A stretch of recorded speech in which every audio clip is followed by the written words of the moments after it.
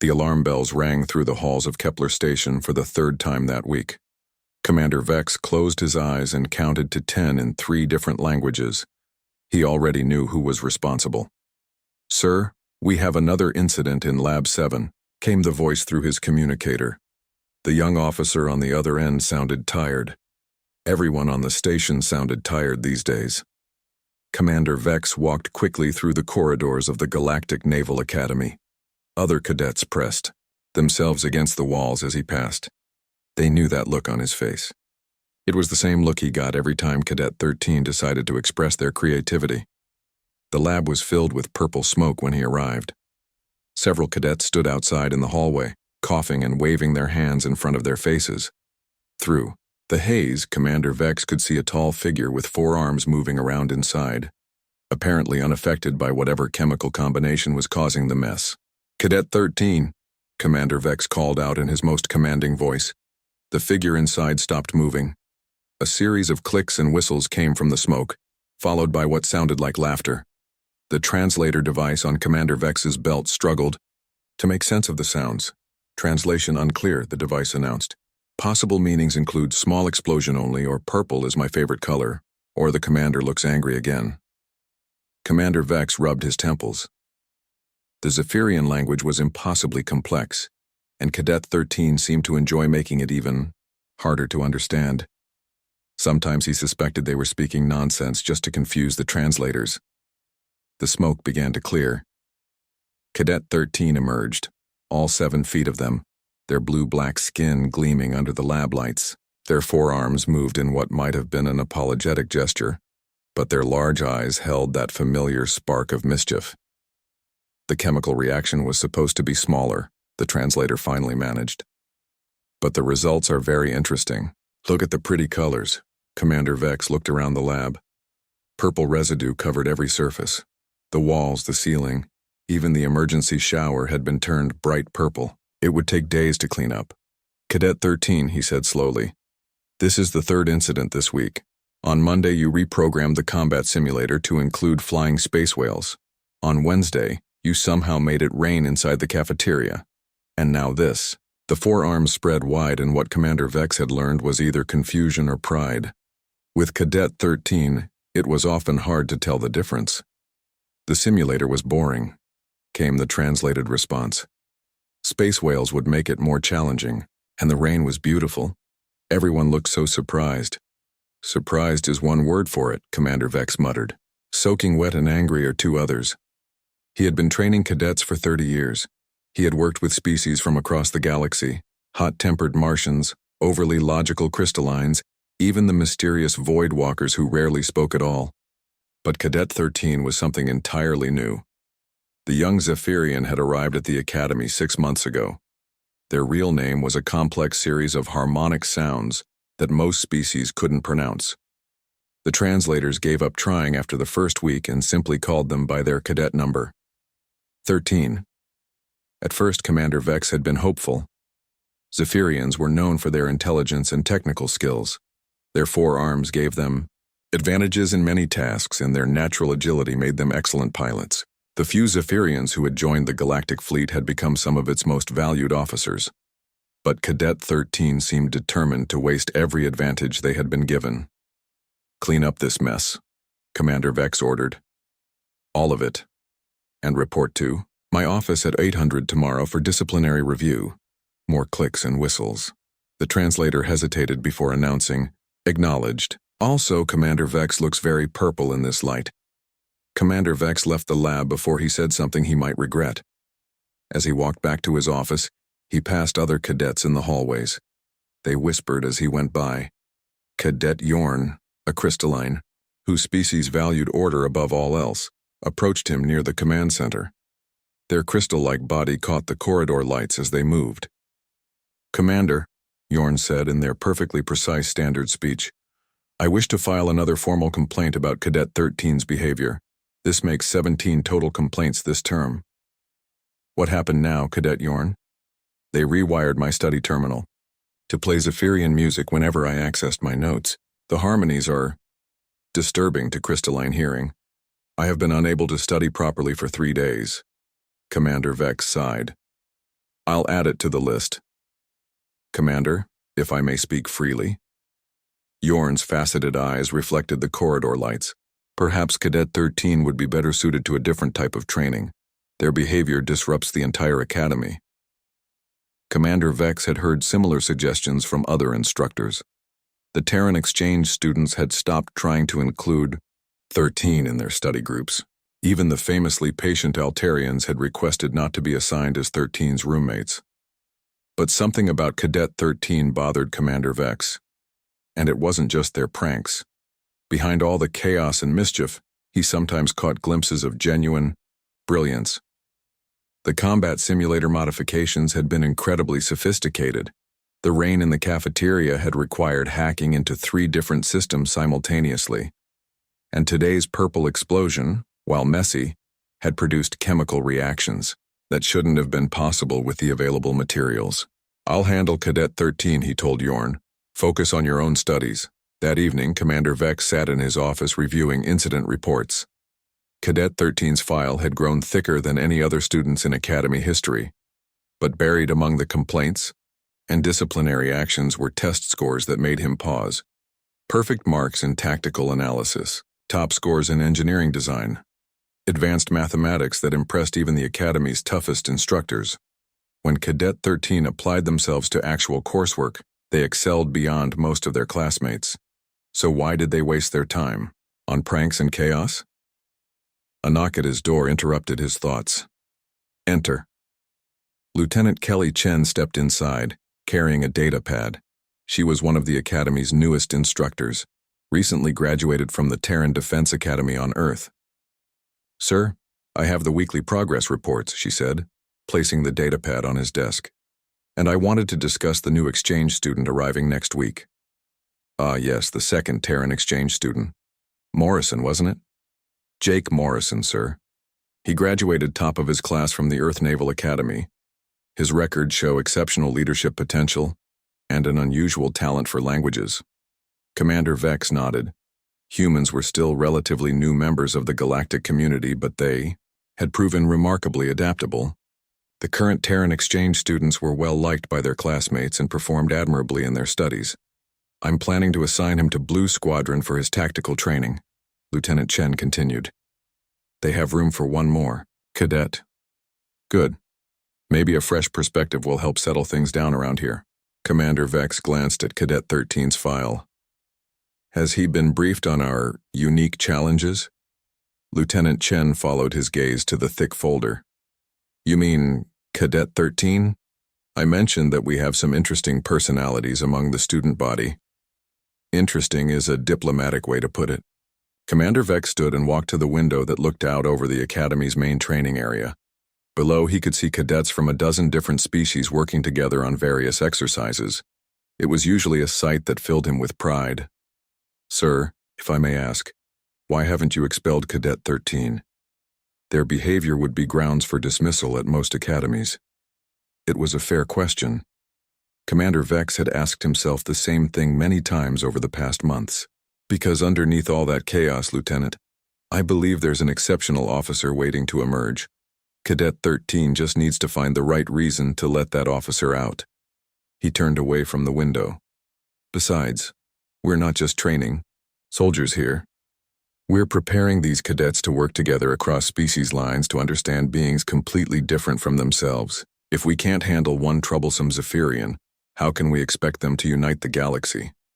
Lieutenant Chen nodded thoughtfully. The Morrison boy arrives on Tuesday. Should I assign him a special briefing about Academy protocols? No, let him figure things out naturally. Sometimes the best way to handle a complex situation is to approach it with fresh eyes. As Lieutenant Chen left, Commander Vex returned to his desk and Cadet 13's file. Tomorrow's disciplinary review would be his 17th meeting with the young Zephyrian. He had tried everything from punishment details to reward systems, from mentoring programs to peer counseling. Nothing had worked. Maybe it was time to admit that some cadets simply couldn't be reformed. Maybe Cadet Yorn was right, and Cadet 13 would be better suited elsewhere. But as Commander Vex looked out at the stars beyond Kepler Station, he couldn't shake the feeling that he was missing something important. something that would make all the difference. He closed the file and prepared for another long night of figuring out how to turn a storm into a symphony. The transport ship docked at Kepler Station on Tuesday morning, exactly on schedule. Jake Morrison stepped off the ship carrying only a standard military duffel bag and wearing a smile that made the dock workers feel welcome in their own workplace. He looked ordinary compared to the other beings moving through the station. Medium height for a human, brown hair kept military short, and clothes that were practical rather than impressive. But there was something in his eyes that suggested he saw more than most people realized. Lieutenant Chen met him at the dock. "Cadet Morrison, welcome to the Galactic Naval Academy." "Thank you, ma'am." Jake Morrison reporting for duty. His handshake was firm but not aggressive, and he looked directly at her when he spoke. As they walked through the station corridors, Jake took in everything around him. The high ceilings designed to accommodate tall species like the Altarians, the translation speakers built into the walls, the mixture of beings from across the galaxy, all working together in the same space. "Your first week will be orientation," Lieutenant Chen explained. "You'll meet your fellow cadets, learn academy procedures, and begin your training schedule. Do you have any questions?" "Just one, ma'am. I heard there might be some interesting personalities in my class. Anyone I should know about specifically?" "Lieutenant Nye." Chen paused at a junction in the corridor. Through the windows they could see the main training area where cadets were practicing formation drills, all except one. In a corner of the area, a tall blue-black figure with 4 arms was juggling what appeared to be practice weapons while balancing on one leg. Other cadets gave that corner a wide berth. "That would be Cadet 13, Lieutenant Chen said carefully. "They're creative." Jake watched as Cadet 13 added a 4th weapon to their juggling routine. The display was actually quite impressive from a coordination standpoint. "Zephyrian, right? 4 arms would make juggling easier, but that balance work is all skill. You know about Zephyrian physiology?" "I like to read about the species I'll be working with. Helps avoid misunderstandings." Jake continued watching as Cadet 13 began, incorporating kicks into their routine, still balancing on one leg. "They're really talented." "Talented, yes. Also the source of most of our incident reports." They continued to Jake's assigned quarters. The room was small but comfortable, with a window that looked out over the station's main ring. Jake unpacked efficiently, hanging his few uniforms and placing a small collection of books on the desk. That afternoon was his first group orientation session. Commander Vex stood at the front of a room filled with cadets from 17 different species. Jake took a seat near the middle, close enough to show attention, but not so close as to seem eager. "Welcome to this term's new cadets, Commander," Vex began. "The Galactic Naval Academy exists to train officers who can serve alongside beings completely different from themselves. You will learn to communicate across species barriers, to understand cultures that may seem strange, and to find common ground where others see only differences." A series of clicks and whistles interrupted from the back of the room. Jake turned to see Cadet 13 sitting with all 4 arms folded, apparently listening to the speech. The clicks grew more rapid and complex. Commander Vex paused and touched his translator. The device made several unhappy beeping sounds before announcing, "Translation unclear. Possible meanings include speech very boring, or lunch menu sounds terrible, or ancient poetry about breakfast foods." Some cadets shifted uncomfortably. Others looked annoyed. Jake found himself trying to make sense of the sound patterns, wondering if Cadet 13 was actually speaking normally or deliberately confusing the translator. "As I was saying," Commander Vex continued with practiced patience, "communication will be one of your greatest challenges and most important skills." More clicks from the back, followed by what sounded unmistakably like laughter. The translator gave up entirely and remained silent. After the orientation, cadets filed out in small groups. Jake noticed that most of them avoided Cadet 13, who was still sitting in the back row making quiet harmonic sounds. He decided to take a different approach. "Excuse me," Jake said, walking over to Cadet 13's seat. "I'm Jake Morrison, new exchange student from Earth. Cadet 13 looked up with large eyes that seemed to hold constant amusement. They said something in rapid Zephyrian that made Jake's translator work overtime. "Nice to meet new human person," came the mechanical translation. "Is Earth the small blue planet with too much water?" "That's us, though we like to think we have just the right amount of water." Jake sat down in the chair next to 13. "I couldn't help but notice you were having some fun with the translator during the speech. Forearms spread in what might have been innocence or guilt. Translator is very serious device, sometimes needs to learn humor. Were you actually speaking poetry about breakfast foods?" This time the harmonic laughter was unmistakable, maybe little bit. Ancient Zephyrian poetry is very beautiful, especially about morning meal preferences. Jake found himself grinning. "I'd like to hear some real Zephyrian poetry sometime, if you don't mind sharing." Something shifted in Cadet 13's expression. The constant amusement faded slightly, replaced by what looked like surprise. "Most beings think Zephyrian language is just noise," they said through the translator. "Most beings haven't tried to learn it. Would you be willing to teach me a few basic phrases?" That evening in the dormitory common area, Jake approached Cadet 13 again.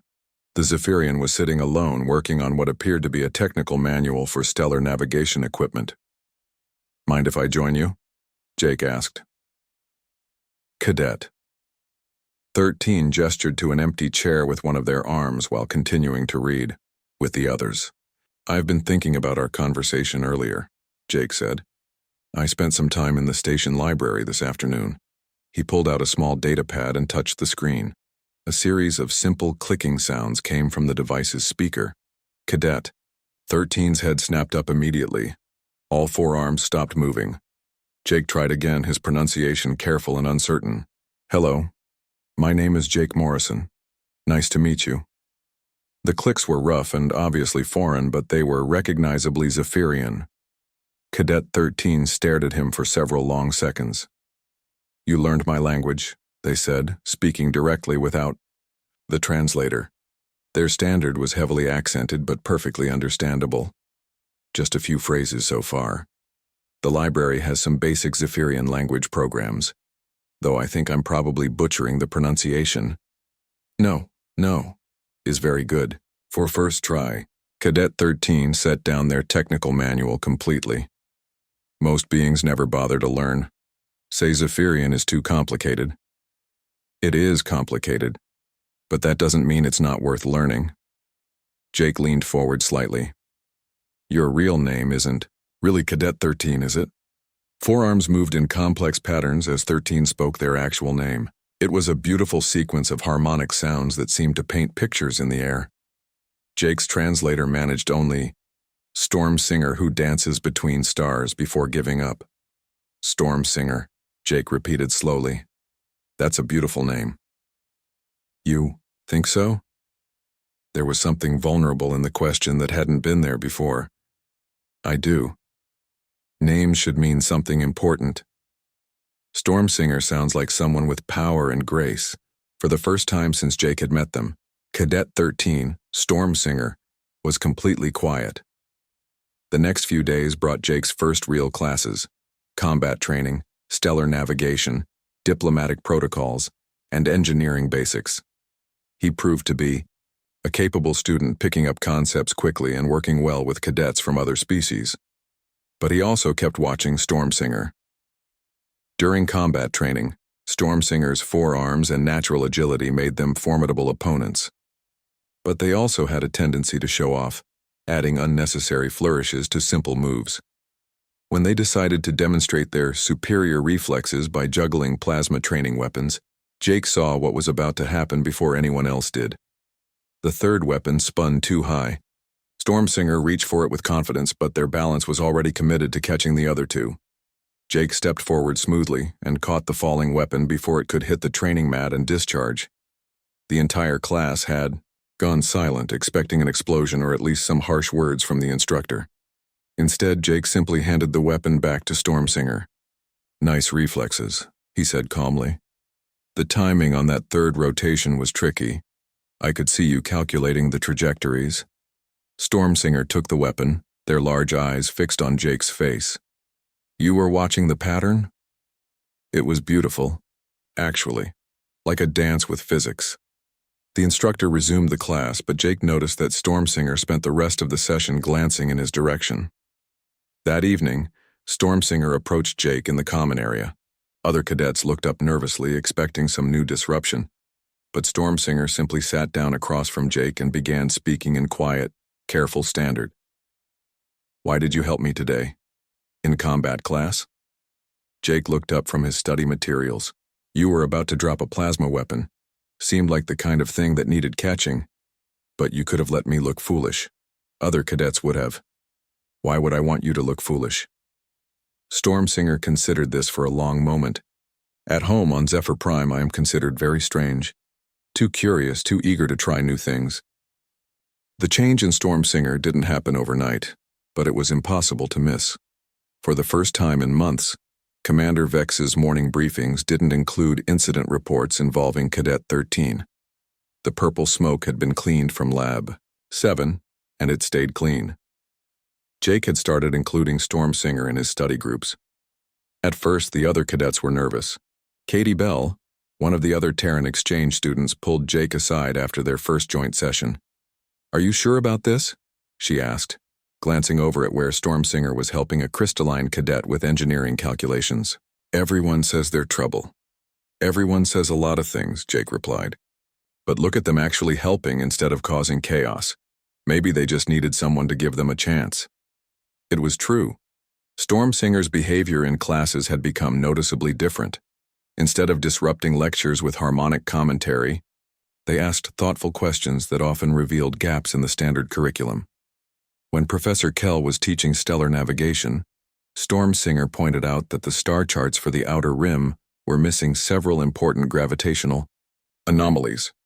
"These charts show safe passage here," Stormsinger said, indicating a route with one of their 4 arms.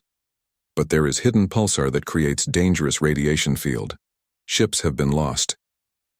Professor Kell, an elderly Altarian who had been teaching navigation for decades, examined the charts more carefully. "You're absolutely right, Cadet 13. How did you know about this pulsar?" "Zephyrian merchant ships use different routes through that sector. We map very carefully because our ships are not as heavily shielded as military vessels." "Excellent observation. I'll make sure these charts are updated for all classes." Jake watched this exchange with interest. Stormsinger wasn't just smart, they had practical knowledge that came from actually understanding how things worked in the real galaxy. Their earlier pranks suddenly made more sense. They had been trying to point out problems and inefficiencies, but no one had been listening to the message behind the chaos. The partnership between Jake and Stormsinger really began during their advanced engineering course. They had been assigned to work together on a project involving emergency life support systems. Other teams groaned about the complexity of the assignment, but Stormsinger's eyes lit up with genuine excitement. "This is an excellent problem," they told Jake as they reviewed the project requirements. "Standard life support systems are very inefficient. We can do much better." "What did you have in mind?" Stormsinger pulled out several data pads and began sketching diagrams with all 4 hands simultaneously. Most systems waste energy by treating air, water, and temperature as separate problems, but they are connected. Heat from air recycling can be used for water purification. Moisture from breathing can be captured and redistributed. We can create closed loop that uses half the power. Jake studied the sketches. The design was brilliant, but it was also completely different from anything in their textbooks. This would work, but it's not what the instructor is expecting. Is what instructor expecting better than what actually works? It was a fair question.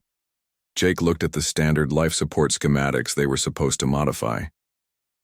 Stormsinger was right. The conventional design was wasteful and overly complex. "Let's do it your way," Jake decided. "But we should probably test it thoroughly first." They spent the next week building a small prototype in one of the empty lab spaces. Stormsinger's 4 arms allowed them to work on multiple components simultaneously. While Jake handled the programming and system integration, other cadets began stopping by to watch their progress. "What are they building?" asked Chris Parker, Another Terran cadet. Something that's either going to revolutionize life support systems or explode spectacularly, Katie Bell replied, watching Stormsinger calibrate pressure sensors with incredible precision. Maybe both, Jake said cheerfully, making final adjustments to the control software. When they activated the prototype for the first time, it worked exactly as Stormsinger had predicted. The system recycled air, purified water, and maintained temperature using 40% less energy than the standard design. More importantly, it was simpler to maintain and less likely to break down under stress. Professor Hayes, the engineering instructor, stared at their demonstration for several minutes without speaking. "This is remarkable work," she finally said. "Have you considered submitting this design to the Fleet Engineering Command? This could have real applications." Stormsinger looked surprised. "You think it is good enough for real use?" "I think it's good enough to change how we approach life, support systems entirely." That evening, Stormsinger found Jake in the common area and sat down beside him. "Thank you," they said in careful standard. "For what?" "For believing my ideas were worth trying. For not thinking I was just causing trouble." Jake looked up from his reading. "Your ideas are brilliant. I'm just glad you're finally getting a chance to show them properly. At home, elders always said my ideas were too different, too risky. Better to follow proven methods. Sometimes proven methods aren't the best methods. They're just the ones people are comfortable with." Stormsinger was quiet for a moment, then spoke in their native language. Jake's translation device worked, for once. "My people have saying, the storm that destroys old trees makes room for new growth. That's beautiful and true. I used to think I was just destructive storm, but maybe I am clearing space for better things to grow." Their friendship deepened over the following weeks. Jake began teaching Stormsinger about human culture and Earth history, while Stormsinger shared stories about Zephyr Prime and their people's complex social harmonies. Other cadets noticed that Stormsinger's constant restless energy had found a positive outlet. Cadet Yorn, the crystalline who had filed so many complaints, approached Jake after a particularly successful group project. "I must apologize," Yorn said in their precise manner. "I misjudged Cadet 13. Their contributions to our team were invaluable." "What changed your mind?" "They helped me understand that my rigid thinking was limiting our solutions. When I insisted, we follow standard procedures. They showed me 3 ways those procedures could fail under stress. Their unconventional approach actually made our final design much more reliable." Jake wasn't surprised. He had seen Stormsinger do the same thing in multiple classes. They didn't just memorize procedures, they understood the principles behind them and could spot weaknesses that others missed.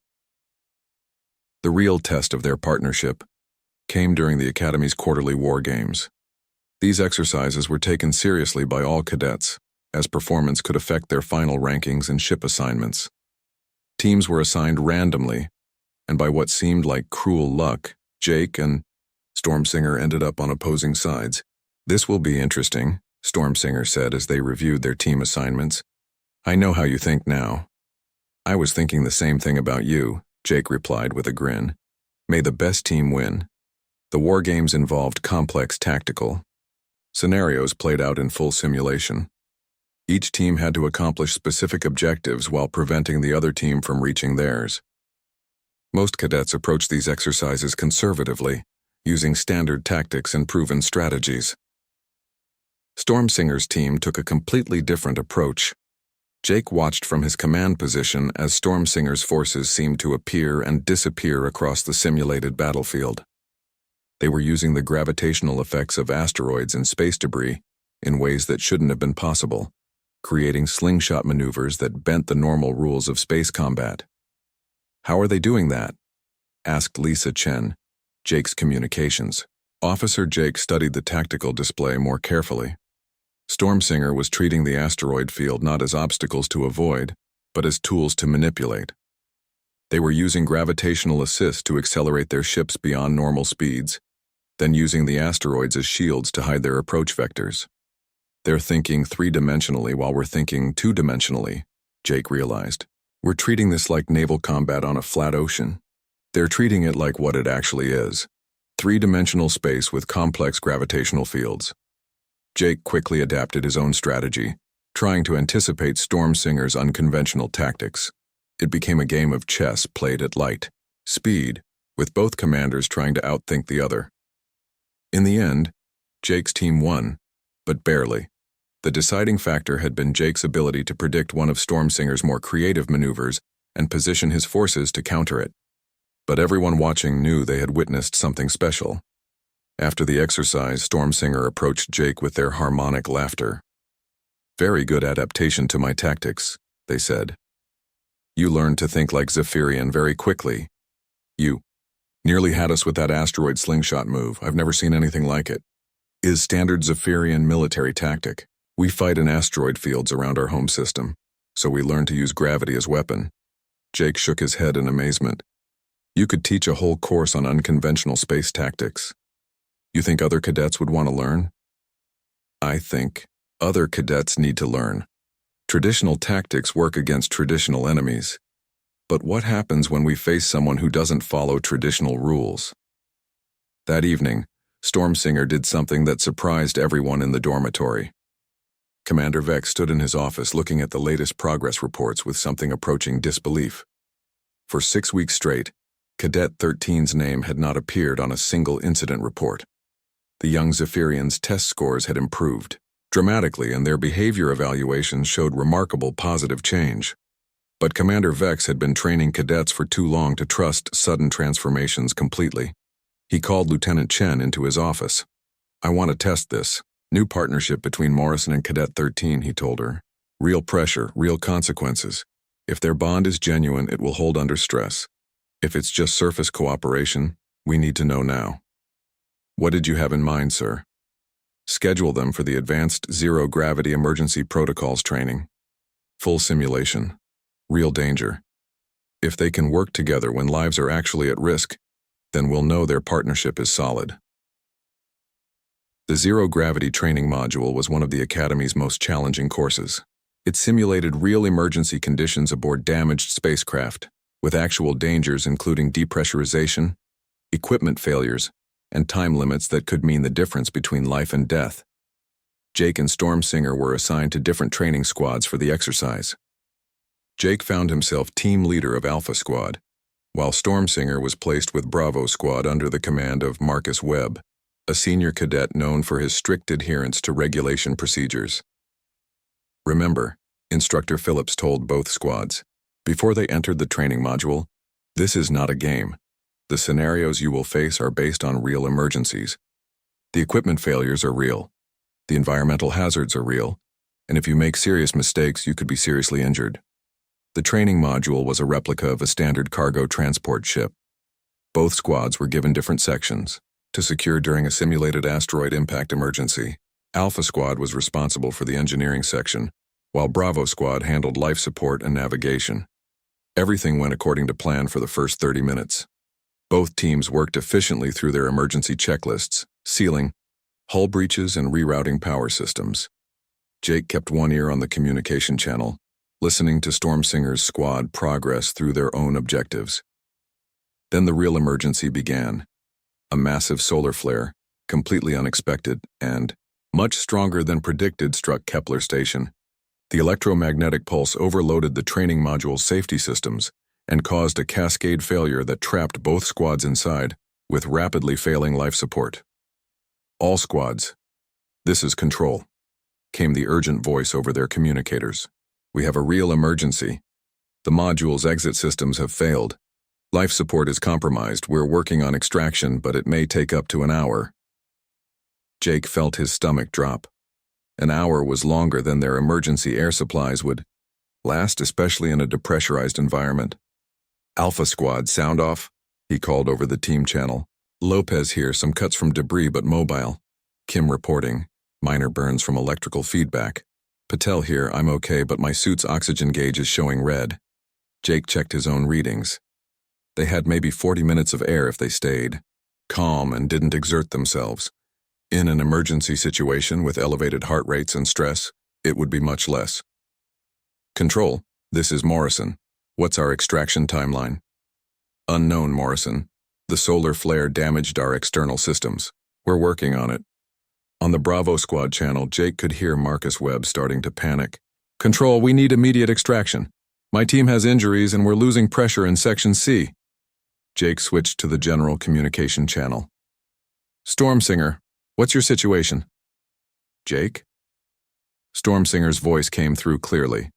We have 3 injured cadets and a major hull breach in our section. Webb is not handling the pressure well. Even through the communication system, Jake could hear the stress in Stormsinger's harmonics. But there was something else there too. The focused intensity he had learned to recognize when Stormsinger was working on a complex problem. Can you stabilize your section? Maybe, but not with standard procedures. The damage is too extensive. Jake made a decision that went against every regulation in the book. Stormsinger, I'm transferring command authority to you for Bravo Squad. Do whatever you need to do. Jake, you can't just reassign command, came Marcus Webb's voice, tight with fear and indignation. Yes, I can. Emergency Authority, Section 12 of the Academy Handbook. Stormsinger knows these systems better than anyone. Let them work. There was a moment of silence on the channel. Then Stormsinger's voice came back, but different now. Calm, focused, and completely confident. Bravo Squad, listen carefully. We are going to do things that are not in the manual, but they will work. Trust me. What happened over the next 20 minutes became legendary in Academy training records. Stormsinger didn't just fix the emergency. They redesigned the entire approach to emergency survival. Kim, take your squad and manually reroute power from the non-essential systems. Not just lights and communications, everything. Food processors, waste recycling, even the artificial gravity generators. But Stormsinger, without gravity, will be floating around unable to work effectively, protested one of the Bravo Squad. Cadets. Exactly. Zero gravity means we use less oxygen because our hearts don't have to work as hard pumping blood. Lower metabolic rate means longer survival time. Jake listened with growing amazement as Stormsinger coordinated both squads through a series of modifications that no textbook had ever suggested. They used the ship's water reserves as additional radiation shielding. They rerouted the emergency lighting system to create a low-power heating grid. Most impressively, they figured out how to use the cargo bay's atmospheric processors to create a temporary pressurized refuge. Jake, I need Alpha Squad to help with something dangerous, Stormsinger said over the private channel. What do you need? The main life support system is completely failed, but the backup atmospheric processor in Cargo Bay 3 can be modified to support all 12 of us. Problem is, the modification requires someone to work in a section that will be completely depressurized. Jake understood immediately. How long? Maybe 10 minutes of work in vacuum. Emergency suit has 15 minutes of air, but if anything goes wrong, I'll do it. No. Stormsinger's voice was firm. This requires four-handed coordination. Must be me. But I need you to guide me through the technical specifications from the engineering database. For the next 10 minutes, Jake watched through the cargo bay's viewing window as Stormsinger worked in complete vacuum. Their forearms moved with incredible precision, following Jake's step-by-step instructions to rewire the atmospheric processor's control systems. Pressure valve needs to be rotated counterclockwise, but only quarter turn, Jake called over the suit radio. Understood. Rotating now. Perfect. Now connect the blue wire bundle to the secondary intake manifold. Blue bundle connected. It was the most nerve-wracking 10 minutes of Jake's life. One mistake, one moment of panic, and Stormsinger would be dead. But they worked with calm efficiency, treating the deadly situation like any other technical problem to be solved. When Stormsinger finally cycled back through the airlock, their oxygen gauge was showing less than 2 minutes remaining. Did it work? They asked, pulling off their helmet. Jake checked the atmospheric readings. Clean air was flowing into all sections. Pressure was stabilizing. Life support was working. It worked perfectly. Stormsinger, that was incredible. But Stormsinger was already moving on to the next problem. Now we need to make sure injured cadets are stable until rescue arrives. Lopez, how are your cuts? Patel, is your breathing comfortable? For the next 20 minutes until rescue teams finally cut through the damaged module walls, Stormsinger coordinated care for the injured cadets and continued monitoring their improvised life support systems. When they were finally extracted, Commander Vex was waiting in the debriefing room. His expression was unreadable as he reviewed the incident reports. "Cadet Morrison," he said finally, "transferring command authority during an emergency is a serious decision. Are you prepared to justify it?" "Yes, sir." Stormsinger had the knowledge and skills necessary to save lives. Under the circumstances, it was the right choice. And you, Cadet 13, your modifications to the life support systems were completely outside standard procedures. What if they had failed? Stormsinger stood at attention, all forearms at their sides. "Sir, standard procedures had already failed. Our choice was to try something new or accept that people would die." Commander Vex looked between them for a long moment. "Your improvised solution saved 12 lives today. More importantly, you worked as a team under extreme pressure, trusting each other's judgment even when regulations suggested otherwise." He paused, then continued. "The Academy's emergency response procedures are being updated based on your innovations today. Congratulations, both of you." As they left the debriefing room, Stormsinger walked beside Jake in comfortable silence. Finally, they spoke in their native language, something too complex for the translators to handle properly. "What did you say?" Jake asked. His old Zephyrian saying roughly translates to, "When the storm and the steady wind work together, they can move mountains." The months following the emergency response incident passed quickly. Spring term at the Academy brought final examinations, advanced training exercises, and the gradual realization that graduation was approaching. For Stormsinger, these months were filled with recognition and respect that would have seemed impossible when they first arrived. The Academy's engineering department officially adopted 3 of Stormsinger's system modifications as standard procedures. Professor Hayes recommended them for advanced placement in the Fleet Engineering Corps. Most importantly, other cadets now sought out Stormsinger's advice on complex technical problems. But Jake noticed something strange happening as graduation approached. Stormsinger had stopped saying his name. It started subtly. During group discussions, Stormsinger would refer to "my honored friend" or "the human cadet" instead of saying Jake. In formal situations, they used Cadet Morrison with perfect military precision. But the casual use of his first name had disappeared entirely.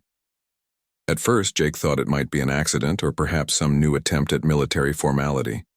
But as weeks passed, the pattern became impossible to ignore. Stormsinger would go to great lengths to avoid saying Jake in any conversation. Other cadets began to notice as well. Katie Bell finally asked about it directly one evening in the common area. "Stormsinger, why don't you say Jake's name anymore? Did something happen between you two?" Stormsinger's forearms moved in what Jake had learned was an expression of mild embarrassment.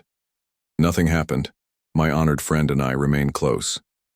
"But you used to call him Jake all the time," Chris Parker pointed out. "Now you call him everything except his actual name." "Is complicated," Stormsinger said, their harmonics taking on a tone that suggested the conversation was over. Jake found himself increasingly puzzled by the behavior. Their friendship remained as strong as ever. Stormsinger still sought him, out for study sessions and technical discussions. They still shared jokes and stories about their respective home worlds. But his name had become something that Stormsinger seemed unable or unwilling to speak. The mystery deepened during their final combat exercise. The Academy's traditional graduation test required cadets to work in randomly assigned teams through a complex scenario involving diplomatic negotiations, tactical combat, and emergency response. Jake and Stormsinger ended up on the same team, along with Yorn and several other cadets they had worked with throughout the year. The exercise went perfectly. Their team's combination of Jake's diplomatic skills, Stormsinger's technical innovations, and Yorn's methodical planning proved unbeatable. They completed every objective ahead of schedule and with 0 casualties. During the celebration afterward, Commander Vex approached their team. "Outstanding work, all of you," he said. "Cadet Morrison, your leadership during the negotiation phase was exemplary. Cadet 13, your engineering solutions were brilliant as always. You've both come a long way since that first day." "Thank you, sir," Jake replied. "We work well together." Stormsinger nodded agreement but said nothing. Even in this moment of triumph, they avoided using Jake's name. That evening, Jake decided to address the issue directly. He found Stormsinger in their favorite spot in the observatory, looking out at the stars through the station's massive windows. "Can we talk?" Jake asked, sitting down beside them. "Of course, honored friend." There it is again. "Honored friend, my friend, the human cadet. You call me everything except Jake." "Why?" Stormsinger was quiet for a long time, their large eyes reflecting the starlight. When they finally spoke, it was in their native language, the complex harmonics, filled with emotion. Jake waited patiently for the translation, but Stormsinger continued in standard before the device could interpret. "In Zephyrian culture," they said slowly, "names have power, sacred power. When someone becomes very important to you, their name becomes too precious to speak carelessly."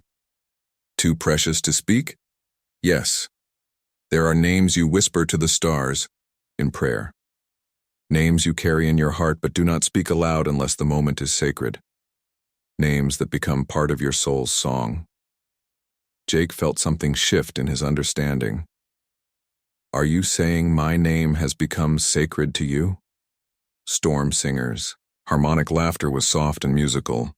"Not sacred like a prayer, sacred like the most important song you know. You do not sing it at random moments. You save it for when the music matters most. So when do you use someone's sacred name?" "In ceremony.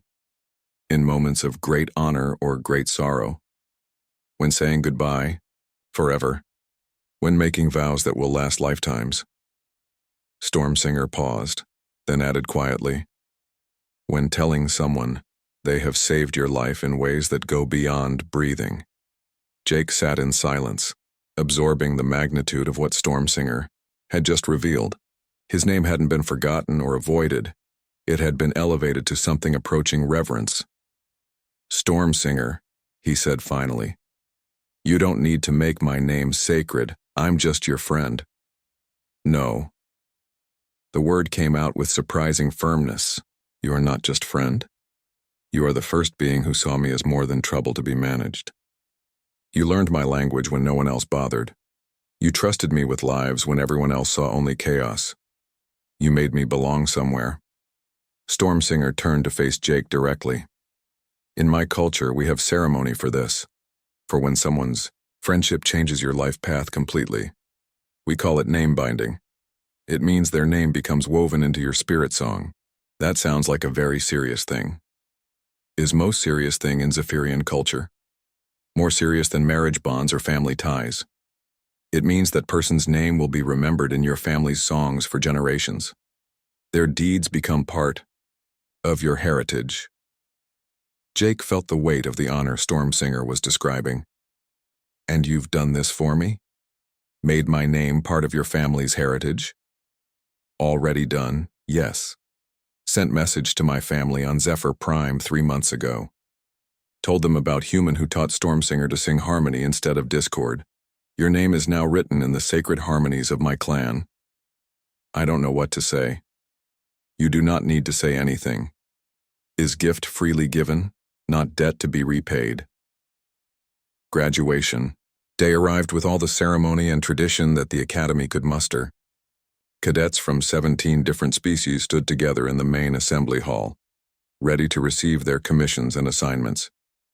Jake was assigned to the diplomatic corps, with orders to report to the embassy on Centauri Prime.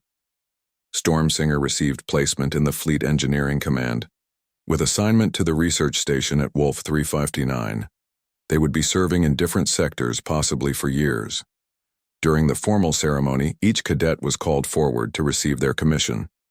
When Jake's name was announced, he walked to the podium with pride, accepting his lieutenant's bars and assignment orders. As he returned to his seat, he heard something that made him stop. From somewhere in the assembled cadets came a soft harmonic song, barely audible above the ceremonial music. It was Stormsinger singing something in their native language that the translators couldn't interpret. But Jake didn't need translation. He recognized the melody from their many conversations about Zephyrian culture. It was an honor song, the kind reserved for heroes and legends. And woven through the complex harmonies, he could hear his own name being sung with reverence and joy. Other cadets began to notice the song. The Zephyrian harmonics were hauntingly beautiful, adding depth and richness to the Academy's traditional music. Commander Vex himself paused in his presentation, listening to the unexpected addition to the ceremony. When Stormsinger's name was called, they walked forward to receive their commission with the same quiet dignity they had shown since the emergency response incident. But as they returned to their seat, Jake heard something else. Several other cadets had begun humming along with Stormsinger's honor song, creating an impromptu chorus that filled the hall with music. After the ceremony, as the new graduates prepared to leave for their assignments, Stormsinger approached Jake one final time. The observatory was empty except for the two of them, starlight streaming through the windows. "Lieutenant Morrison," Stormsinger said formally, "it has been the greatest honor of my life to know you." They paused, then continued in perfect, practiced, standard. "May the stars guide your path, and may your name be spoken with reverence in every corner of the galaxy." Then for the first time in months they spoke Jake's name, but not in standard and not through the translator. They sang it in pure Zephyrian, the harmonics carrying meanings that no other language could express. It was a sound like starlight, given voice, like the music of the spheres made audible. Jake felt tears in his eyes as he listened to his name transformed into something beautiful and eternal. "And may your storm song echo through the cosmos, my honored friend," he replied, using the formal phrases Stormsinger had taught him. As they prepared to part ways, Jake realized that some friendships transcend the ordinary bonds between people. Some connections become part of who you are, woven into your identity in ways that last forever. Years later, serving in different sectors of the galaxy, they would continue to influence each other's work. Jake's diplomatic reports often referenced innovative solutions that bore Stormsinger's distinctive approach to problem-solving. Stormsinger's engineering designs included protocols for cross-E